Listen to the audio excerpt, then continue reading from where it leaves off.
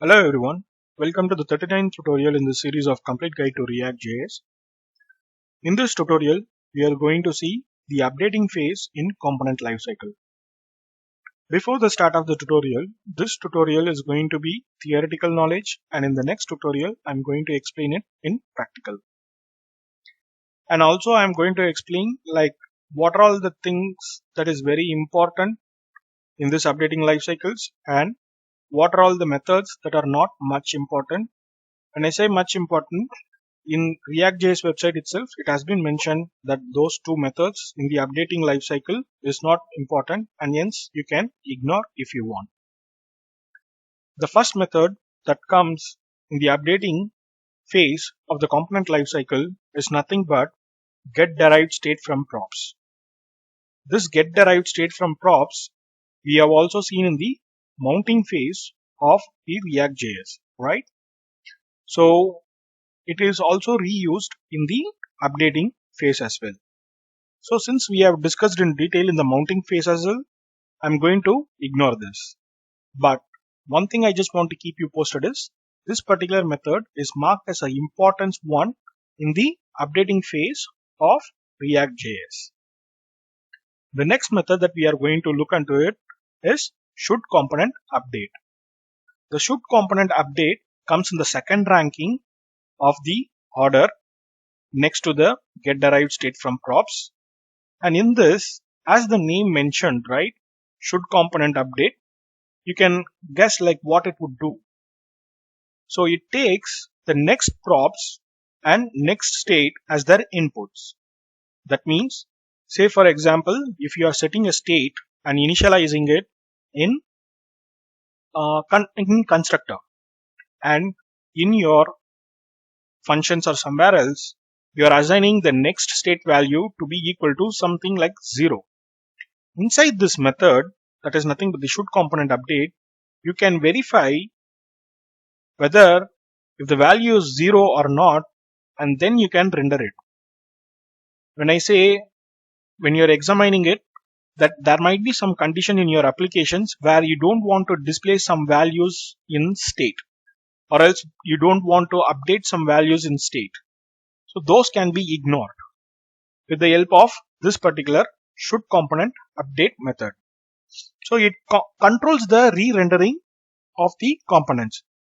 That means when you are assigning some values to the state, at that time, if you examine that you don't have to re-update the web page, that can be done with the help of this particular method. If you return false, it will not re-render. If you return true, it would re-render the components. If you want a broad view, I'm going to explain right now.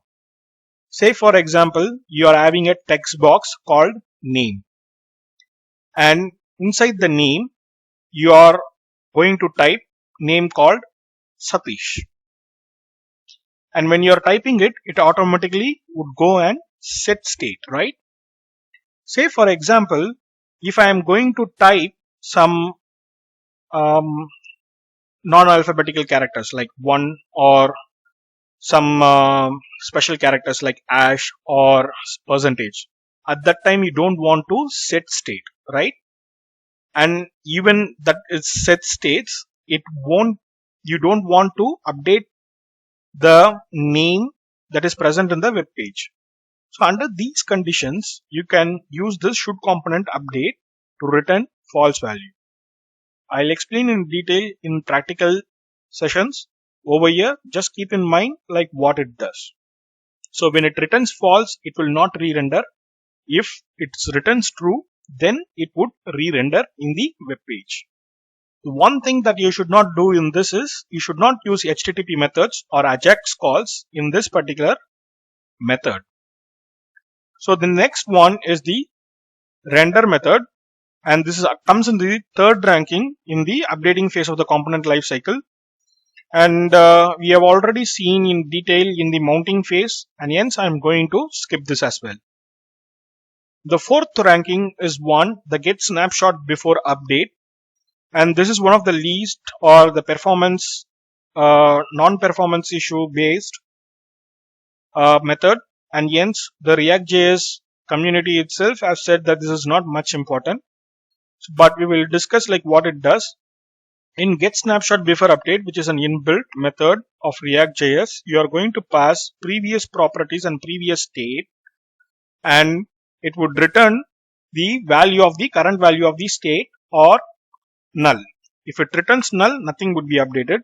If it returns a value, that updated value would set in the set state. The most important thing that we need to use this particular method is when you want to capture the previous state or previous property values. At that point of a time, you have to use this snapshot before update.